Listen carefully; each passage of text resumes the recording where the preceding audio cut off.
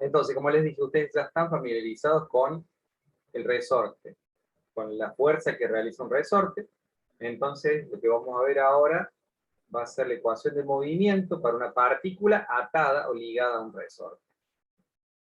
Bien, de eso se trata. Y de que avance también el PowerPoint.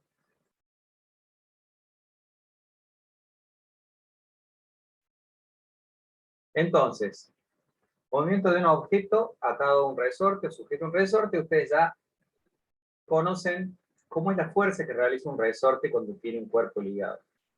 Si el resorte tiene su longitud natural, vamos a cambiar el pointer. Si el resorte tiene su longitud natural, entonces no hace fuerza, no está ni estirado ni comprimido. Cuando el resorte está estirado, la fuerza que realiza es opuesta al movimiento necesario para estirar. Y cuando comprimimos el resorte, la fuerza también es opuesta a la compresión. ¿Sí? Cuando lo comprimimos, X es negativo y la fuerza es positiva. Cuando lo estiramos, X es positivo y la fuerza es negativa. Eso, más o menos, ustedes ya lo habíamos visto, ¿no es cierto? Ya lo habíamos estudiado para analizar la fuerza del resorte. Bueno, repasemos un poquito entonces. Si no está estirado, el bloque queda en reposo. La posición se llama de equilibrio o longitud natural, y esa posición de equilibrio la llamamos X igual a 0. Cuando se desplaza una posición X positiva, la fuerza que realiza el resorte ya sabemos que es proporcional a la posición, al estiramiento del resorte que tiene que ver con X, y esa ley, esa fuerza del resorte que ya hemos visto, se conoce como ley de Hooke, que es básicamente la ley que rige en estática, perdón, el capítulo que le sigue a estática, o el tema que le sigue a estática, es justamente ley de Hooke. Habla de eso. Nosotros vemos un poquito de ley de Hooke solamente con la ecuación de resorte. Uno podría meterse más en elasticidad, que es lo que propone el tema siguiente, pero yo lo he saltado el tema de elasticidad por una cuestión de tiempo, fundamentalmente, y de prioridades. Entonces, la ley de Hooke la conocemos aplicada a la fuerza que realiza un resorte, que es una fuerza justamente opuesta al desplazamiento, ¿no es cierto? Que es una fuerza restauradora. Porque si estiramos, lo quitamos de la posición de equilibrio, la fuerza intenta volver a la posición de equilibrio. Por eso la fuerza restaura. Si molestan los perros, me dicen. Bien, se llama restauradora justamente porque es opuesta al desplazamiento, siempre trata de volver a la posición de equilibrio. Entonces ahora le vamos a dar una vueltita de tuerca a lo que ya conocemos. Hagamos el diagrama de cuerpo libre para el resorte cuando lo estamos estirando, cuando está avanzando hacia la derecha. Entonces, estamos del lado positivo de las X. La fuerza que realiza el resorte es hacia la izquierda. Y todas las fuerzas aplicadas sobre el resorte las estamos viendo en este diagrama de cuerpo aislado. La velocidad está indicando que el resorte se mueve hacia allá, por eso la fuerza hacia la derecha, por eso la fuerza es hacia la izquierda. La normal y el peso, que se anulan entre sí, y la fuerza elástica, o del string, por eso la S, del resorte. Entonces, si planteamos las fuerzas en I, no hay problema porque se cancelan la normal con el peso, pero planteando las fuerzas en X, la sumatoria de las fuerzas en X, tenemos que la fuerza resultante en X, que es la fuerza del resorte, es igual a la masa por la aceleración en X. Como se está moviendo hacia la derecha y la fuerza hacia la izquierda, tenemos el signo negativo de la fuerza y la aceleración positiva. ¿De acuerdo?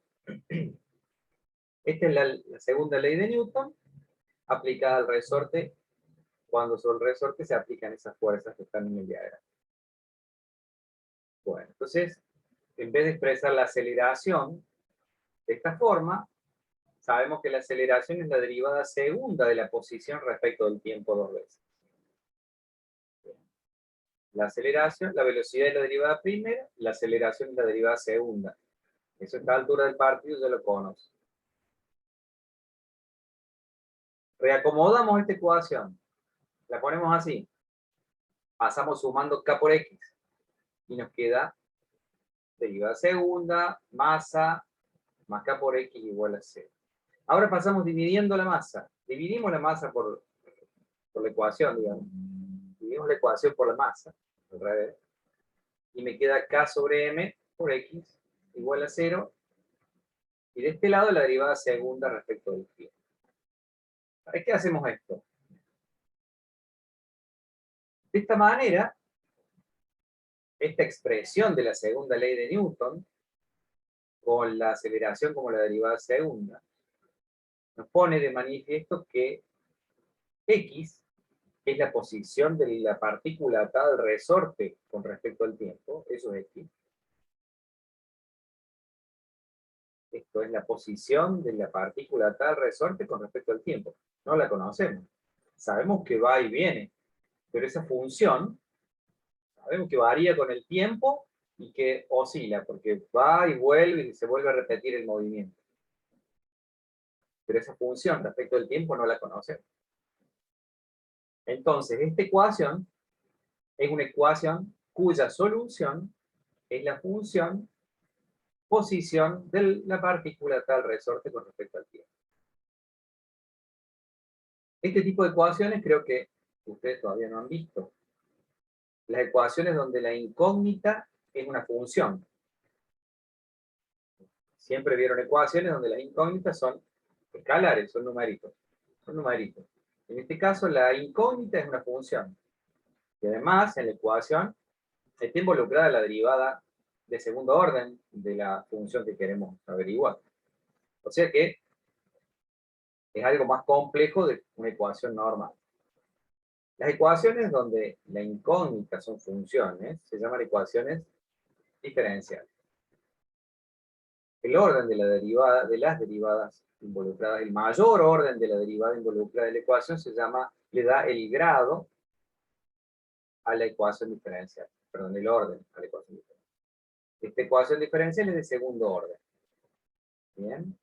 Y como los numeritos que acompañan la función son constantes, no dependen del tiempo, entonces es una ecuación diferencial de segundo orden al coeficiente constante.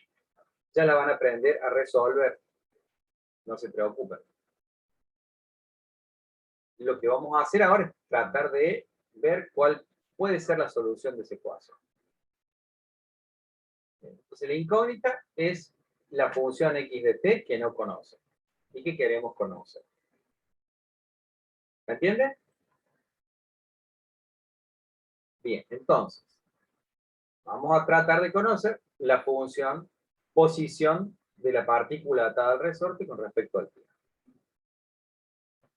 Lo que sí, ya hemos calculado otras funciones x de t, ¿no es cierto? Para el tiro vertical, por ejemplo. ¿Cómo es? Para el tiro vertical, ¿cómo es la función x de t? Es una parábola con las ramas para abajo. ¿Se acuerdan? Porque la gravedad, ¿sí? Le ponemos el signo negativo a la gravedad, entonces nos da cada una parábola con la rama para abajo, la función x de t para el tiro vertical. Para la caída libre nos da una parábola con la rama para arriba si ponemos el eje paralelo a la, indicando hacia abajo igual que la gravedad. También tenemos la función entonces, para la caída libre una parábola. Para un movimiento rectilíneo y uniforme x de t es una línea recta, ¿no es cierto? Que pasa por la posición inicial. Hemos calculado distintas funciones de x de t. Bien, pero no lo calculamos para el caso de una partícula atada al resorte. Bien.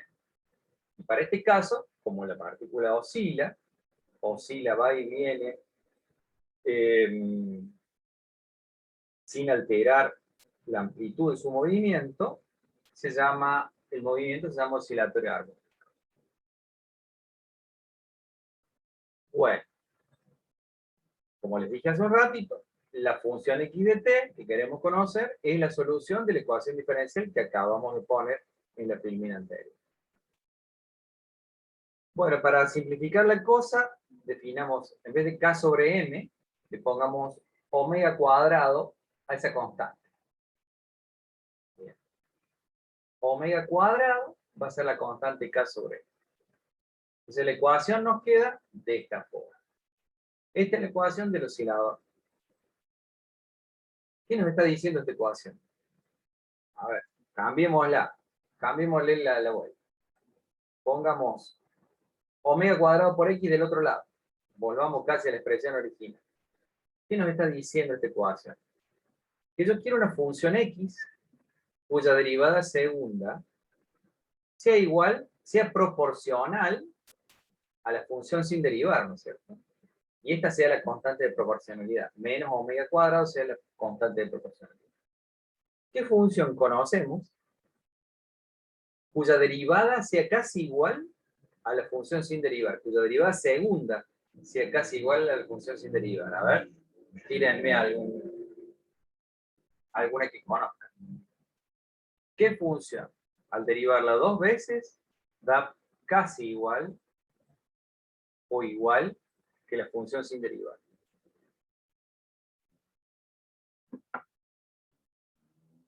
¿Están ahí? Sí, sí, profe, no se me ocurre. Claro, el número e no, función. La función exponencial, por ejemplo, si uno deriva la función exponencial, la derivada segunda del exponencial es igual que la exponencial sin deriva. La exponencial sería un candidato. Pero hay otro más fácil todavía. Si derivamos el seno del seno de x, o el seno de t, ¿cuánto nos da la derivada primera del seno? Coseno. Y la derivada del coseno nos da un menos seno. Así que ahí tenemos una derivada segunda que es menos la función sin derivar. Hay una constante que molesta, pero eso se arregla fácilmente. Entonces lo que vamos a hacer va a ser, en vez de resolverla la ecuación diferencial, porque no tenemos los medios todavía para resolverla, planteamos una solución. ¿Bien? Miramos de qué se trata la ecuación y dice, entonces acá puede andar la exponencial, acá puede andar la función seno o la función coseno. Entonces proponemos esa solución. Bueno, como admití a alguien, no puedo. Dejo de compartir.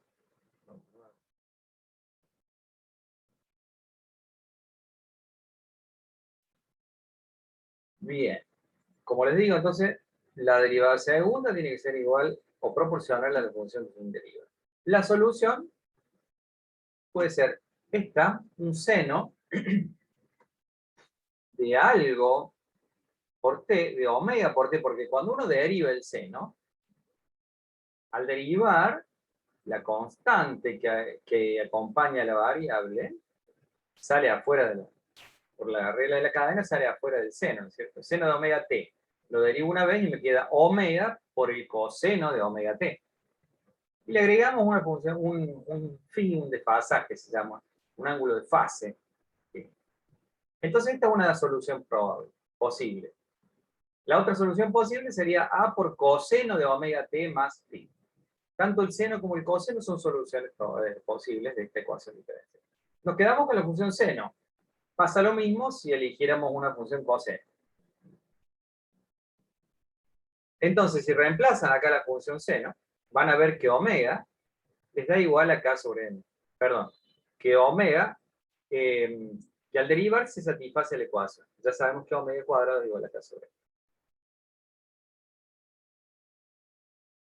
Y si no pusieran ustedes omega cuadrado igual a k sobre m, si dejáramos la ecuación con la k sobre m acá, y proponemos esta ecuación con el seno de omega t más pi, reemplazamos la solución en la ecuación diferencial y nos va a quedar que omega cuadrado es igual a k sobre m. ¿De acuerdo?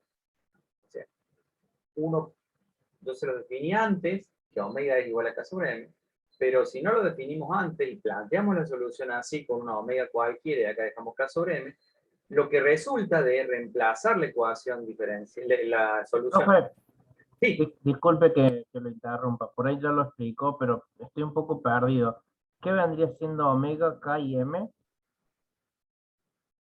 volvamos. Ah, hace rato que venían K, hablando. K es la constante del resorte y M, Ah, bien, bien, bien, bien, y bien. M es Ahora la sí. masa de la partícula atada al resorte. ¿Sí? Bien. Son las propiedades del sistema que tenemos. Planteamos la segunda ley de Newton y nos queda esta ecuación diferencial y esta ecuación que queremos resolver para encontrar la posición de la partícula tal resorte respecto del tiempo. En eso estamos. Ah, ok. En eso estábamos. Entonces, definimos eso, la ecuación nos queda así. Bien, entonces para plantear o para proponer una solución uno tiene que entender más o menos qué nos está diciendo la ecuación. La ecuación nos dice que la derivada segunda es proporcional a la función sin derivar, y una posible solución es esta. Cuando uno reemplaza el seno de omega t más phi en esta ecuación diferencial, o en la anterior, la que tiene k sobre m, en esta, que tiene k sobre m, reemplazar significa derivar dos veces x, y acá si derivas dos veces x te queda menos a por omega cuadrado por el seno de omega t, más k sobre m por a por el seno de omega t, y se cancela el seno de omega t, y te queda una ecuación para las constantes, y de esa ecuación para las constantes va a salir que omega cuadrado tiene que ser igual a k sobre m. ¿Bien? Ahí va, reemplaza. Cuando habla ¿de reemplazar qué cosa? Reemplazar omega cuadrado. Em, esta es una solución de la ecuación diferencial.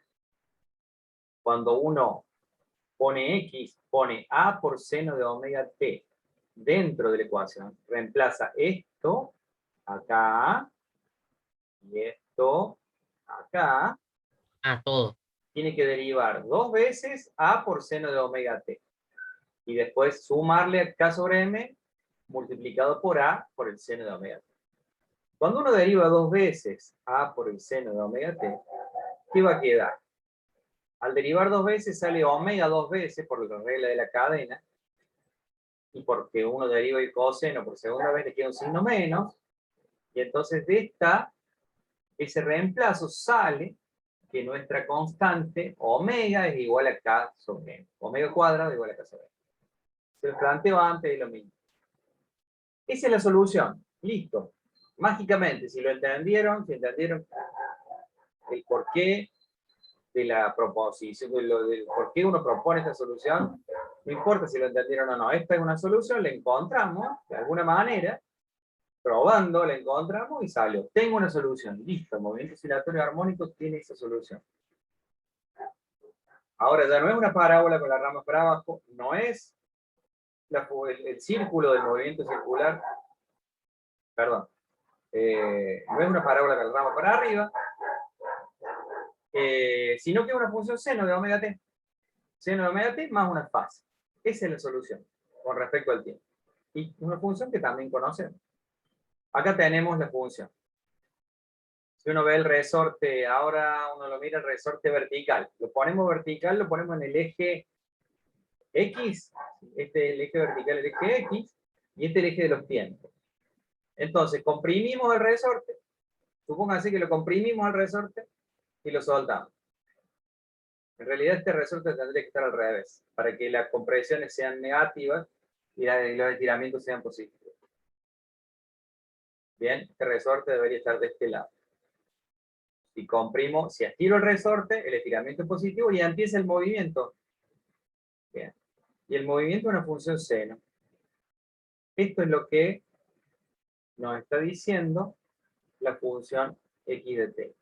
Que el resorte se estira hasta una amplitud máxima A, que depende de cuánto lo estiré, qué fuerza le di yo para comenzar el movimiento. A es la amplitud del movimiento. Lo suelto y empieza hacia abajo, llega a su estiramiento máximo negativo, pasa de nuevo por el cero, por el punto de equilibrio por el punto de, ¿cómo se llama? De estiramiento cero del resorte, o de longitud natural. Profe, pero eso no tiende al equilibrio directamente. No O te sea, escucho no bien, va, no te estoy escuchando bien, de nuevo. no tiende al equilibrio cuando lo soltás. O sea, no va No, no, no hay, oscilando, pero va bajando la no hay oscilación. fricción. No hay fricción, es como cuando cae una Pero pluma y una piedra. Caen al mismo tiempo porque no hay fricción con el aire. Cuando hay fricción, ocurre lo que vos decís, y eso se llama un oscilador amortiguado. Que vaya decayendo la amplitud con el tiempo significa que está amortiguado por rozamiento. También lo vamos a ver. o sea que si estuviera en el vacío no dejaría de oscilar nunca. Exactamente. No deja de oscilar nunca. Bien. No sabía que tenía existía algo así. ¿Cómo? Igual que un péndulo. Que- No deja de oscilar. Claro, Es igual. No dejan de oscilar nunca porque hay fricción. Voy a subir el volumen. claro, Estoy escuchando se bien. comporta como un péndulo. Claro, es lo mismo. Ahí va.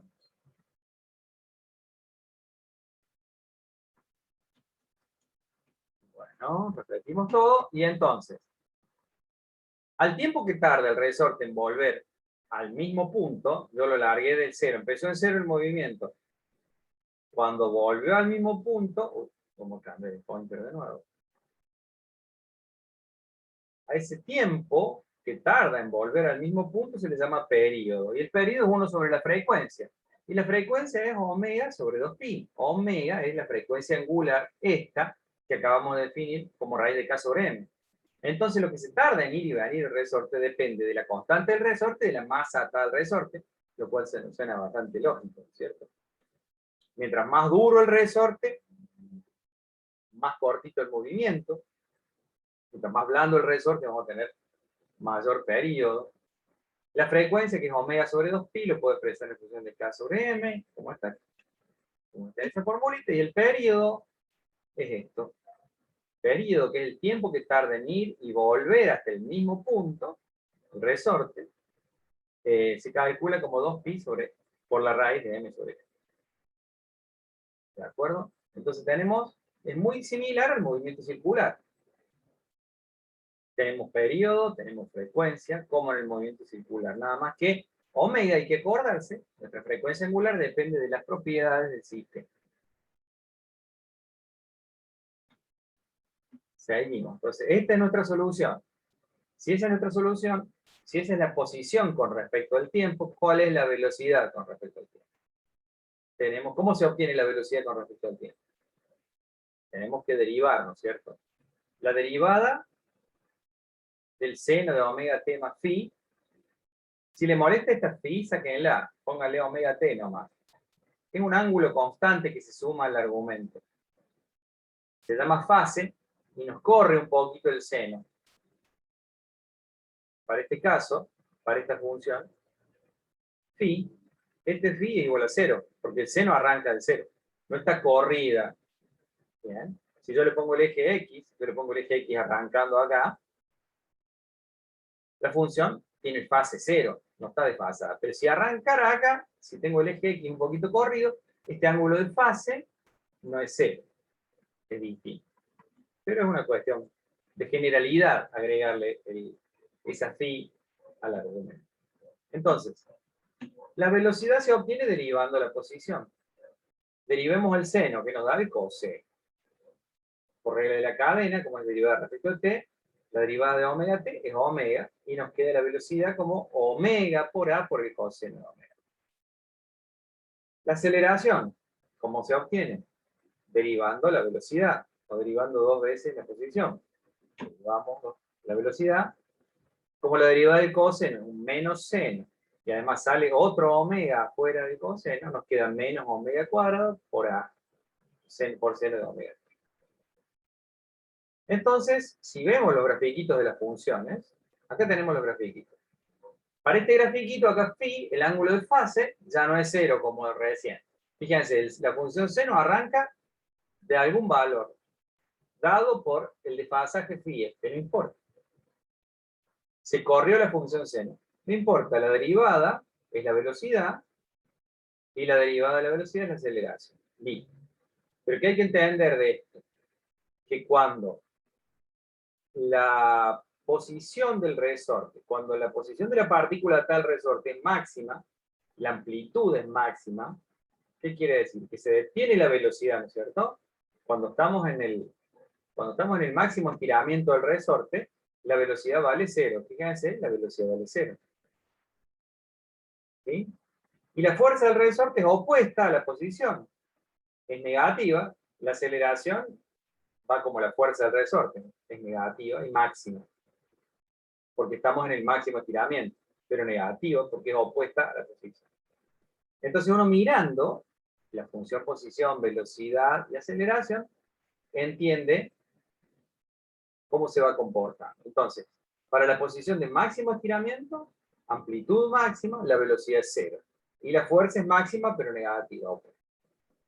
Ahora lo empezamos, el resorte se suelta y se empieza a comprimir hasta que pasa por la posición de longitud natural del resorte, cuando el estiramiento es 0. Y cuando el estiramiento es 0, la velocidad es máxima. Porque no hay ninguna fuerza aplicada, la velocidad es máxima. Fíjense, la pendiente de la recta esta, perdón, la pendiente es máxima. Recuerden que la velocidad es la pendiente de la recta tangente. Y la recta es máxima, tiene más pendiente. Si acá me voy, la pendiente es 0. Me empiezo a inclinar, la pendiente es máxima cuando estamos en la longitud natural. Esa es la velocidad máxima, pero negativa. Velocidad máxima negativa quiere decir que se vuelve hacia el eje que está estirado y se vuelve hacia los X negativos. La fuerza la restaura en la dirección negativa de la X. Por eso la velocidad es negativa. Bien. De nuevo, pasa para el otro lado, se empieza a comprimir el resorte, estoy en los X negativos, se empieza a comprimir hasta que se comprime al máximo. Cuando se comprime del todo, se le acaba la velocidad. Tenemos velocidad 0. Está comprimido al máximo, la fuerza, la aceleración, es máxima y en la dirección positiva de las X. ¿Bien? Y de nuevo, estamos en la compresión máxima y se empieza a estirar hasta que pasa de nuevo por el 0. No hay estiramiento, la velocidad es máxima, de nuevo. ¿Sí? La aceleración 0 porque no hay fuerza aplicada en ese instante. Y así sucesivamente. Entonces uno viendo, el grafiquito no hace falta que sea un seno sin la fase, uno entiende que se corresponden estas funciones. La velocidad máxima, si la velocidad es omega por A por el coseno de omega t, cuando el coseno es máximo. Cuando el coseno alcanza su valor máximo. Cuando vale 1. Entonces la velocidad máxima es omega por A por 1. Que es raíz de K sobre M por A. Esa es la velocidad máxima que alcanza el resorte. Que justamente la alcanza cuando pasa por la posición de estiramiento 0. Y la aceleración máxima es la posición de estiramiento máximo. ¿De acuerdo? Es cuando el seno vale 1, que es A omega cuadrado. Bien, ahí tenemos aceleraciones máximas, que tiene que ver con la fuerza máxima que realiza el resorte, velocidad máxima, y las funciones para entender de qué estamos hablando.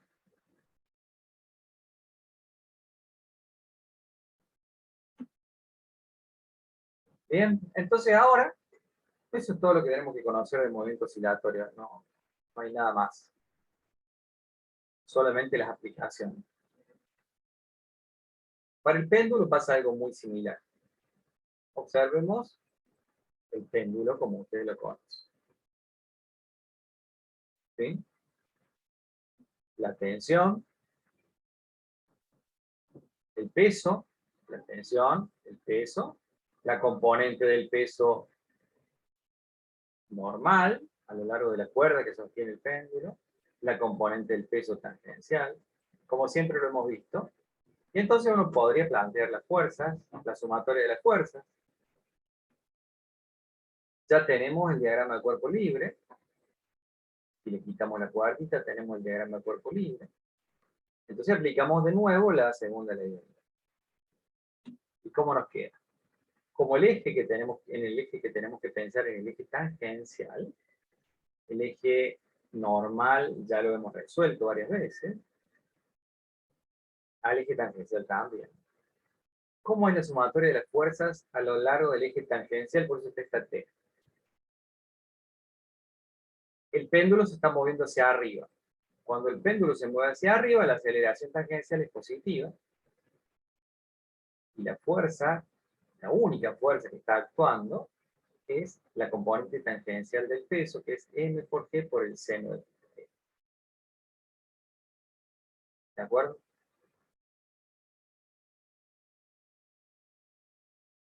Bien. ¿Cómo?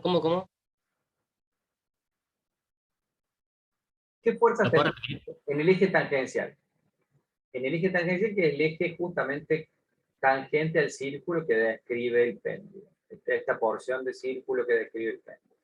El eje tangencial solamente tiene aplicada la fuerza, la componente tangencial del peso, como siempre. No hay otra fuerza aplicada. La resultante, ¿qué dice la segunda ley de Newton? Que la sumatoria de las fuerzas externas, o la resultante de las fuerzas externas, es igual a la masa por la aceleración tangencial.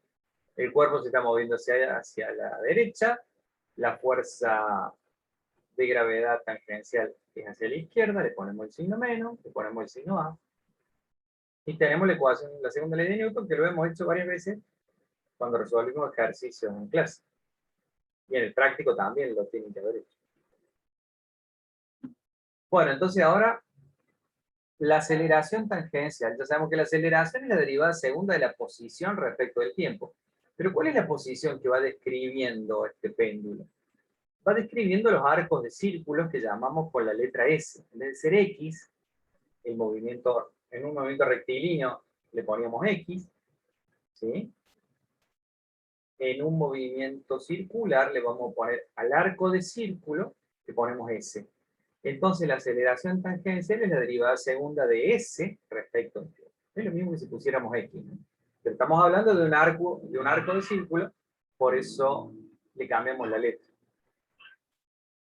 Y si se trata de un arco de círculo, ¿qué relación tiene el arco de círculo con el ángulo? ¿Se acuerdan? Esta porción de arco se escribe como radio por ángulo, o longitud de la cuerda que sostiene la partícula por el ángulo. L θ es la longitud del arco de circunferencia. Y entonces reemplazamos S por L θ en esta ecuación. Y nos queda mg seno de θ, ml de segunda de θ respecto del tiempo. Porque la L sale una constante, no se deriva, sale afuera, y nos queda así. Estamos buscando de nuevo una ecuación para el ángulo, ahora estamos buscando una ecuación para el ángulo θ, cómo varía el ángulo θ respecto del tiempo. ¿Sí? Estamos buscando describir el movimiento del péndulo. Sabemos que es oscilatorio, y la ecuación se viene pareciendo un poco a la ecuación del cuerpo atado al resorte. Ahora podemos simplificar las masas, los dos miembros, y pasar dividiendo la L para acá. Entonces simplificamos las masas, pasamos dividiendo la L y nos queda la derivada segunda de θ igual a menos G sobre L seno de θ.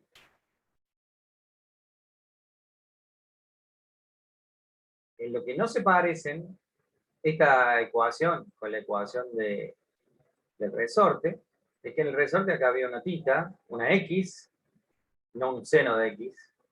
Acá está así, estaba la derivada segunda, pero acá había una X, no un seno de X. Y entonces, para que el movimiento sea oscilatorio armónico, ¿qué tiene que pasar? Tenemos que pensar en que las oscilaciones que vamos a estudiar son oscilaciones pequeñas. Es decir, no vamos a hacer ángulos grandes. No vamos a pensar, no vamos a describir un péndulo oscilando mucho, sino que vamos a describir oscilaciones pequeñas de un péndulo. Cuando yo aparto un poquito la masa del péndulo de su posición de equilibrio, la aparto un poquito, de manera que la oscilación que haga sea pequeña, Entonces lo que ocurre es esto. El seno de tita es aproximadamente igual a tita. Para sacarse la duda, ustedes estamos pensando en un ángulo en radianes, ¿cierto? Para sacarse la duda, agarren la calculadora y pongan un ángulo de 1 radian y calculen el seno de 1 poniendo el radianes la calculadora. 1 radian, el seno de 1. Después disminuyan 0,5 radianes, seno de 0,5. Vayan bajando el orden y fíjense a partir de cuándo el seno de tita se aproxima al ángulo. Entonces, cuando las oscilaciones son pequeñas, el seno de tita se va a aproximar al ángulo tita. Y ahora sí, en ese caso, en el caso de las oscilaciones pequeñas, en vez de poner seno de tita acá, pongo tita. Y ahora sí nos quedó la misma ecuación que la del oscilador armónico. Entonces, cuando se aparta muy poquito el péndulo, la masa del péndulo se aparta muy poquito de su posición de equilibrio, estamos en la situación del oscilador armónico. Si no, no. Y ahora, en vez de tener K sobre M, que era la constante de dureza del resorte y la masa de la partícula del resorte, acá no tenemos la masa, sino tenemos la gravedad y la longitud del péndulo. Por lo tanto, nuestra omega cuadrado ahora en vez de ser K sobre M va a ser G sobre L. En eso cambia. Pero la ecuación es la misma. Y si la ecuación es la misma, la solución es la misma. Pero en vez de ser X, en vez de ser la posición X con respecto al tiempo, es el ángulo θ con respecto al tiempo. ¿Sí? El ángulo de θ con respecto al tiempo sigue una función seno de omega t más θ. A es la amplitud que le tenemos que dar para que se empiece a mover el oscilador. Apartamos el oscilador, lo soltamos, ¿sí? Al apartarlo, empieza a moverse. Bien. Podemos haber puesto coseno de omega t también. Y entonces, la frecuencia del movimiento ahora, en vez de ser K sobre M, es G sobre L por 1 sobre 2pi. Y el periodo es 2pi, raíz de L sobre G se invierte.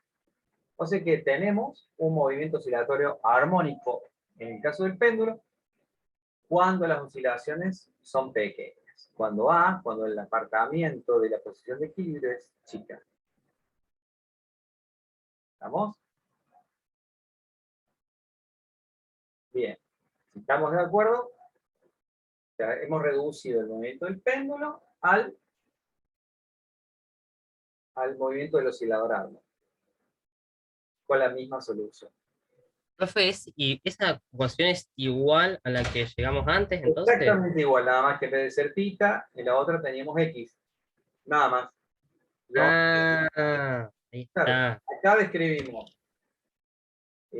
cómo varía el ángulo con respecto al tiempo, el ángulo del péndulo, θ, y allá veíamos cómo varía la posición de la partícula atada al resorte con respecto al tiempo. La posición era un movimiento rectilíneo. El movimiento del resorte, de la partícula atada al resorte, es un movimiento rectilíneo. ¿Sí? Por eso ponemos X de t. Y acá tenemos un movimiento circular, por lo tanto describimos el ángulo θ del tiempo. Claro. Y la frecuencia del periodo cambian entonces, acá también. Bueno, porque tienen que ver con las constantes del sistema. Es la gravedad y la longitud del resorte. Ok. Cambió el sistema, cambió, por supuesto, la forma de calcular la frecuencia. Pero sigue siendo lo mismo, un periodo. ¿Cuál es el periodo del péndulo? Cuando el tiempo que tarda en ir y venir al mismo lugar donde estaba. Es el periodo.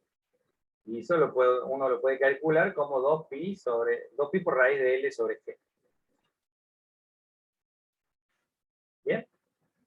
Bien, G sigue siendo la gravedad, ¿no? ¿Gravedad? G es la aceleración de la gravedad. Muy bien. Bueno, ahora vamos a estudiar un péndulo nuevo. Que se llama, que generalmente le llaman así, péndulo físico. ¿Qué es un péndulo físico? Agarren una zapatilla vieja, le hacen un hueco y la cuelgan y la hacen oscilar. Eso es un péndulo físico. Cualquier cosa, cualquier cuerpo rígido que gire alrededor de un eje fijo. Que acá la figura le llama pívot. Eso es un péndulo físico. ¿De acuerdo? Nuestro péndulo físico, este dibujito, tenemos acá, tiene el centro de masa corrido, un centro de masa en esta posición. Alejamos, o bien, esta es la posición inicial de nuestro cuerpo rígido. Yo tengo la zapatilla colgando. Y tengo la zapatilla así. Y la aparto de la posición de equilibrio y la suelto y empiezo a oscilar. ¿Qué es lo que hace que empiece a oscilar nuestro cuerpo, nuestro péndulo físico?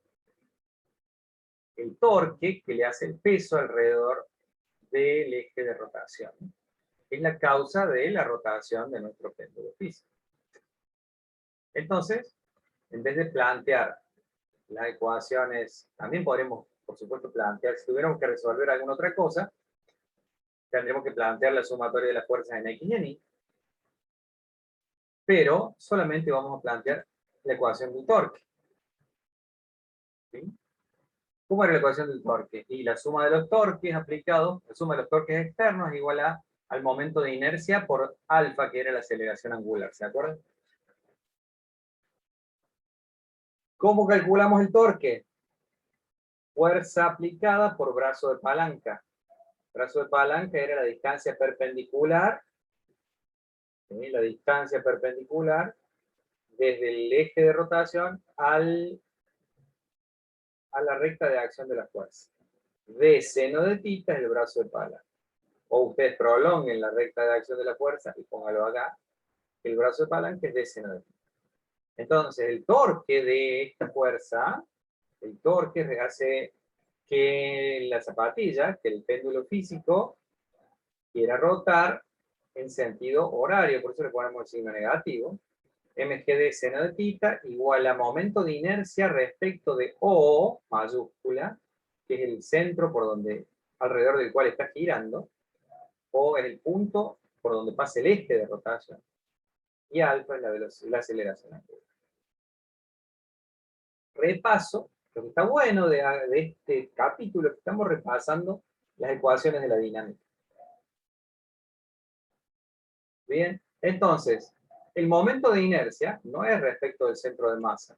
Estamos haciendo girar el cuerpo respecto a cualquier eje, cualquier punto, que no es el centro de masa. Entonces, el momento de inercia tenemos que calcularlo aplicando el teorema de Steiner o el teorema de los ejes paralelos, que decía que el momento de inercia respecto de un eje O paralelo al eje que pasa por el centro de masa es el momento de inercia centro de masa más la masa del cuerpo multiplicado por la distancia al cuadrado.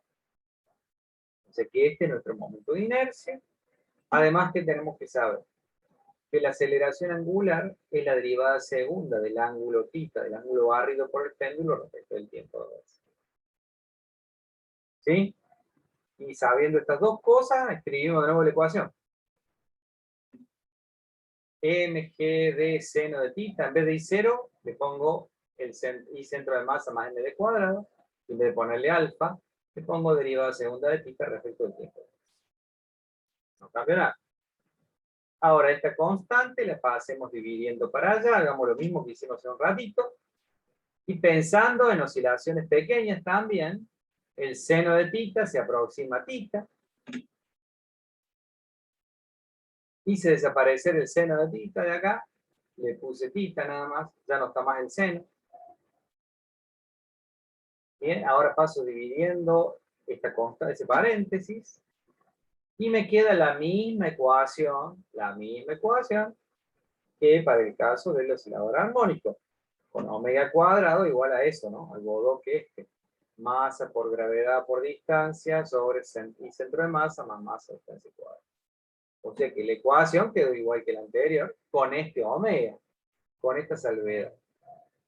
Quiere decir que nuestro péndulo se mueve con la misma función del oscilador armónico, cuando las oscilaciones, cuando yo lo aparto que la posición de equilibrio lo aparta a una distancia muy chiquita para que oscile poco. Es para que la amplitud, cuando la amplitud esté pequeña, entonces estamos en el caso del oscilador Amor. Entonces tenemos de nuevo las mismas soluciones con las mismas funciones que le dibujé, ¿no es cierto? La función seno, posición, velocidad, aceleración. Acá tenemos ángulo barrido, velocidad angular, aceleración angular, ¿no es cierto? La frecuencia es esto y el periodo es esto. Simplemente hay que reemplazar omega por lo que es para tener la frecuencia del periodo en términos de todas las constantes del sistema. Bien, o sea que apartando poquito al péndulo simple o el péndulo físico, apartando un poquito de la posición de equilibrio, logramos que se mueva, que describa el movimiento del oscilador Amor. Profe, ¿le puedo sacar una foto a la diapositiva anterior para la fórmula? Sí, además ya la voy a subir. Ya la voy a subir, no se preocupe. Ah, ¿la vas a subir después de clase esto? Sí, cuando termine de grabar Zoom, me siento y subo. Si no es hoy, es mañana. Ya las he subido acá. Ah, Están todas subidas. pues yo estoy copiando todas las fórmulas y como que a veces avanza rápido y no llego a copiarlas todas. Claro, claro, no hay problema. Yo voy a subir todo. Quiero que tengan todo para el parcial, todo listo. Cuanto antes. Ya está todo subido salvo esta clase. Así que, Joya, joya. Bueno, voy a prestar más atención entonces en vez de copiar todo. claro, cuanto antes pueda, les voy a subir los PDF también de la fiesta.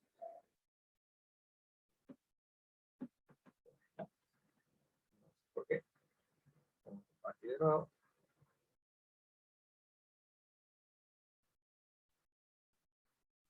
Bien, ya tenemos los tres movimientos oscilatorios posibles. El de resorte, partícula tal resorte, péndulo simple y péndulo físico. Ahora vamos a analizar algo que preguntó un compañero de ustedes recién. ¿Qué pasa si no estamos en el vacío? Si hay fricción. Las oscilaciones empiezan a decaer. La amplitud de oscilación empieza a decaer hasta que no hay más oscilación. Uno suelta el resorte, fricciona con el aire, con el suelo, y en algún momento se detiene. Las oscilaciones terminan. Si soltamos el péndulo, también las oscilaciones en algún momento terminan. La posición final es ángulo igual a 0 o x igual a 0 para el caso de reacción. ¿Cómo se describe una oscilación amortiguada? Bueno, acá tenemos una situación parecida. Ahí amortiguamos para que se note bien, ponemos nuestra masita en un frasco con aceite, con agua también. Entonces el aceite, el agua, va a hacer que la oscilación del cuerpo empiece a detenerse. La fricción del cuerpo con el líquido o con el aire hace que se empiece a detener, que la amplitud de las oscilaciones empiecen a disminuir gradualmente hasta que se detiene. Entonces, hasta el momento hemos visto sistemas ideales que oscilan indefinidamente porque no hay fricción. Bien, y la fuerza que actúa es la fuerza del resorte, que estábamos hablando, la fuerza restauradora, como la del péndulo o la del resorte. Pero, entonces, en los sistemas reales tenemos esta fricción que retarda el movimiento. La energía mecánica disminuye en el tiempo, entonces decimos que el movimiento está amortiguado. ¿Cómo es la fuerza esta de fricción? Para poder plantear la ecuación diferencial y resolverla, ¿bien? Porque nosotros para encontrar la ecuación del movimiento de este péndulo amortiguado, tenemos que plantear la ecuación matemática. Y en la ecuación tenemos que agregar un término, una fuerza, la fuerza de fricción, que hace que se detenga el péndulo. El péndulo o el resorte, la partícula tal resorte. ¿Cómo es entonces esta fuerza de fricción? Como dice acá, lo más común, el tipo más común de fuerza de fricción, retardadora o amortiguadora, es una fuerza que es opuesta a la velocidad del objeto. Cuando se mueve hacia arriba, la fuerza va hacia abajo. Cuando se mueve hacia abajo, la fuerza de fricción va hacia arriba, igual que una fuerza de fricción común. Entonces es opuesta a la velocidad del objeto, esta fuerza de fricción, o retardadora. ¿Cómo se expresa la fuerza retardadora? R por retardadora. Proporcional a la velocidad, pero opuesta a la velocidad. P, la constante de proporcionalidad, se llama coeficiente de amortiguamiento. Y entonces, antes en la ecuación del resorte teníamos solamente menos K por X. Y ahora le agregamos la fuerza amortiguadora o retardadora esta, que es menos la velocidad, menos la constante de amortiguamiento, por la velocidad en X, igual a masa por aceleración.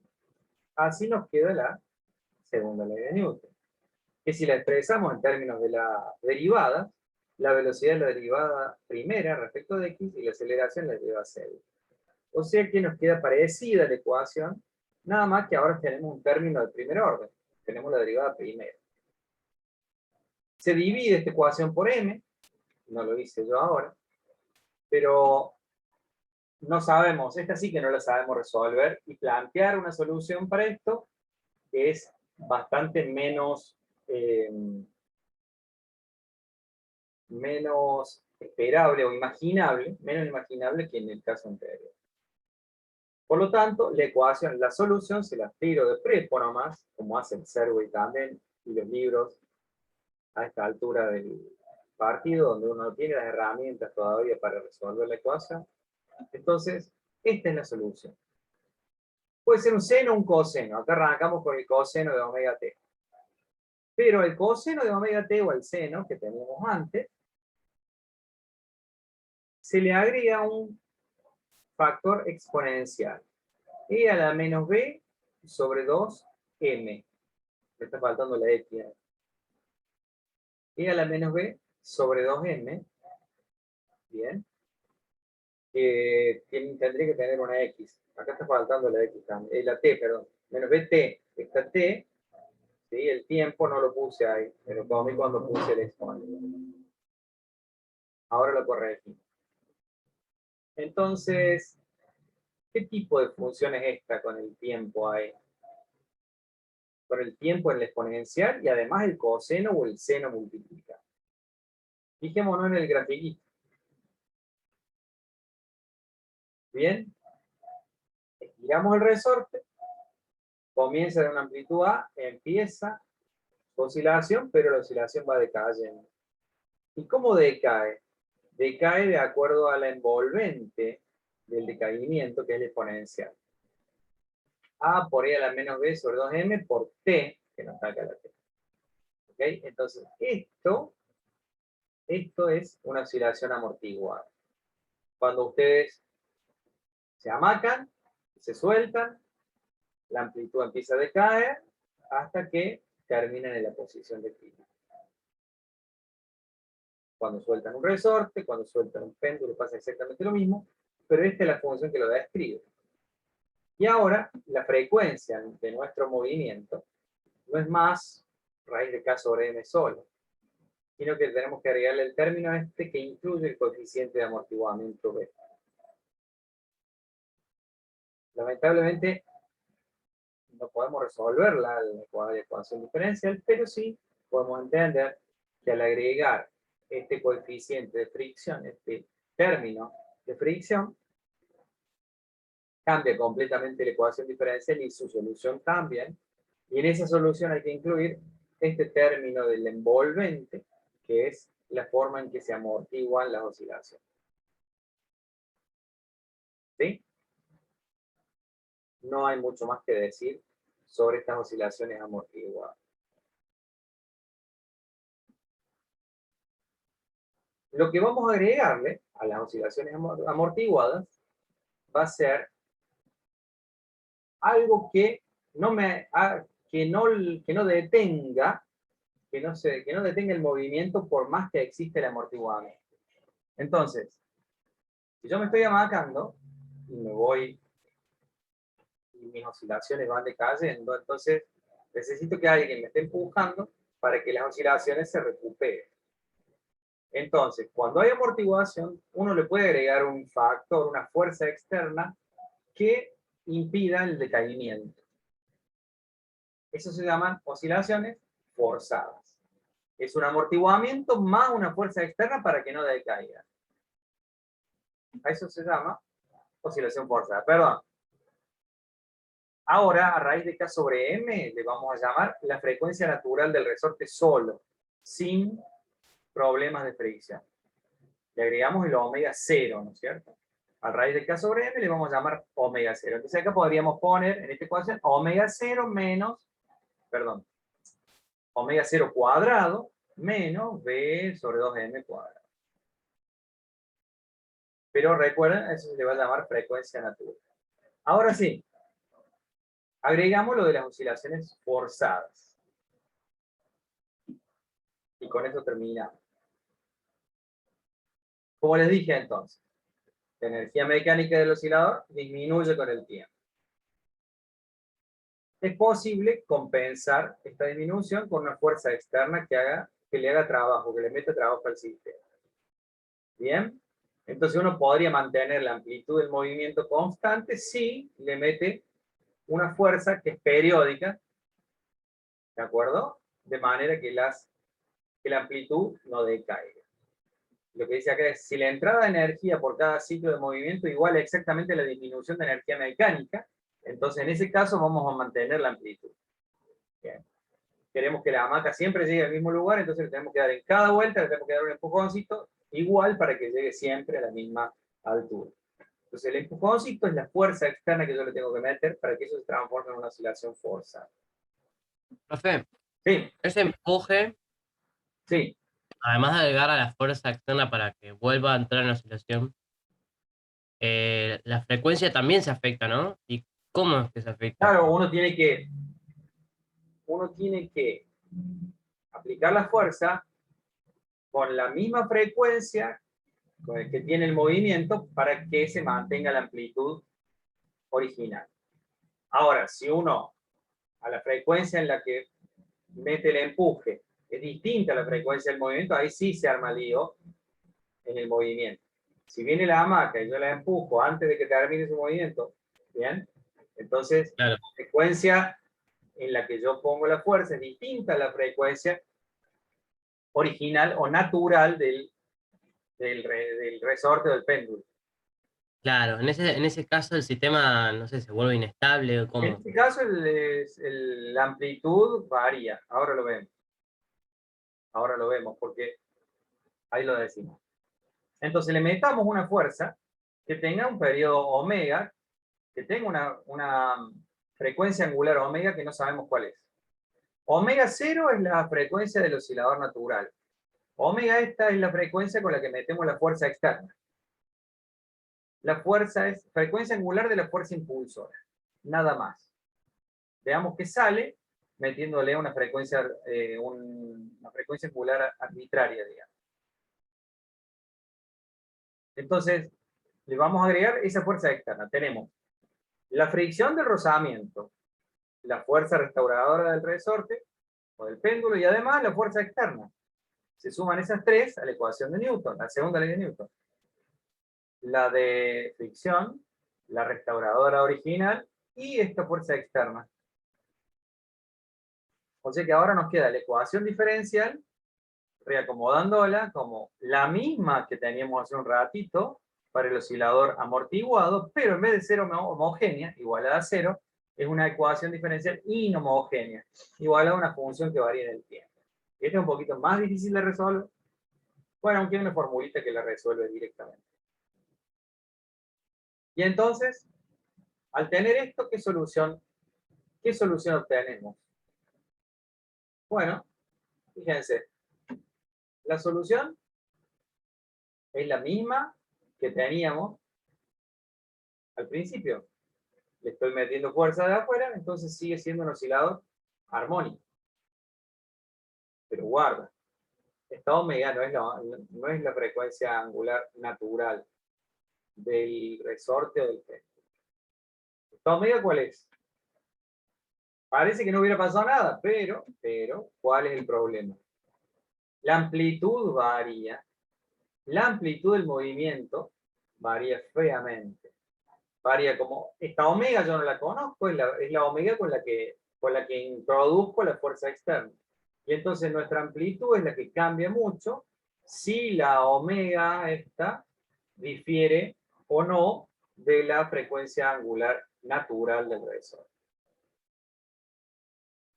Entonces, parece que no hubiera pasado nada, pero pasa, la amplitud cambia. Esto oscila, no oscila con la frecuencia natural del resorte, oscila con esta omega. Esta omega que es un dato externo, digamos, porque yo estoy metiendo desde afuera esa amplitud de oscilación. Quiere decir que esa frecuencia angular externa, esa frecuencia angular yo la meto de afuera. Yo soy el que decide cuál frecuencia le doy al movimiento. Por lo tanto, mi movimiento termina oscilando con la frecuencia externa que yo le doy. Esa era tu pregunta recién. ¿Qué le va a pasar al movimiento? ¿Cuál va a ser la frecuencia? Bueno, como yo insisto con la misma frecuencia angular exterior, al final le gano, ¿sí? Le gano al oscilador y le impongo la frecuencia que yo propongo. Le impongo la frecuencia mía al oscilador. Entonces, lo que cambia es la amplitud. La amplitud es F0, que es la fuerza máxima aplicada de afuera, dividido la masa, y la omega esta que yo impongo desde afuera, menos la omega natural, el resorte, resta el cuadrado del cuadrado. Bueno, esa también, aprendiendo a resolver la ecuación diferencial, sacamos el valor de la amplitud. ¿Qué pasa si nos ponemos en resonancia con el oscilador? Es decir, la frecuencia nuestra, la frecuencia que imponemos desde afuera, la igualamos a la frecuencia natural del oscilador. Hacemos que omega externa sea igual a omega cero. Y al hacer eso, esto se anula. Este paréntesis se hace cero. Y al anularse ese paréntesis, la amplitud se hace máxima. Acá tengo omega cero. Bien. Entonces, al poner en resonancia el oscilador externo, el forzador externo, al poner en resonancia, hago que la amplitud sea máxima. Y entonces, el valor de la amplitud, si hacemos la cuentita, poniendo omega igual a omega cero, esta resta se hace cero, acá me queda omega cero, la raíz se va con la raíz, el cuadrado con la raíz, y me queda que la amplitud máxima es F0 dividido B omega cero. ¿Bien? El problema 14 de oscilaciones forzadas dice... Profe, Sí, ponerlo en resonancia, ¿qué significaba? igualar la frecuencia del forzador externo a la frecuencia natural del resorte o del péndulo. Bien. Ahí va, hablando de la fuerza externa. ¿Cómo? Claro, el forzador sería la fuerza de que decimos que colocamos afuera. Claro, nosotros somos los que empujamos la hamaca de afuera, ¿cierto? Empujamos la hamaca y le podemos imponer la frecuencia nuestra. Queremos darle una frecuencia propia o queremos acomodarnos a la frecuencia que traía la hamaca inicialmente, que es la frecuencia natural. Entonces, si hacemos los empujes justamente en resonancia con la frecuencia natural, entonces amplificamos, aumentamos o hacemos máxima la amplitud. Y este justamente es lo que nos propone el ejercicio 14, que dice de la guía, que hay que demostrar que la amplitud de oscilación forzada para la resonancia resulta esa cuantita que yo les hice acá. Si quieren la hacemos, digo, es rapidita, pero fíjense que simplemente hay que reemplazar omega en la amplitud por omega cero. Se cancela este paréntesis, acá me queda omega cero, el cuadrado con la raíz también se cancelan, las masas se dividen y se cancelan y me queda F0 B omega cero. Bien, problema 14 resuelto. No tengo más tiempo de resolverles más problemas. Ya lo había pensado. Pero creo que la clase que viene, ustedes ya empezaron con oscilador armónico el lunes, me dijo Natalia, ¿puede ser? ¿O no? Sí, Yo no recuerdo, lo voy a chequear en la carpeta. no hay problema, no hay problema. Entonces, si no tienen más dudas,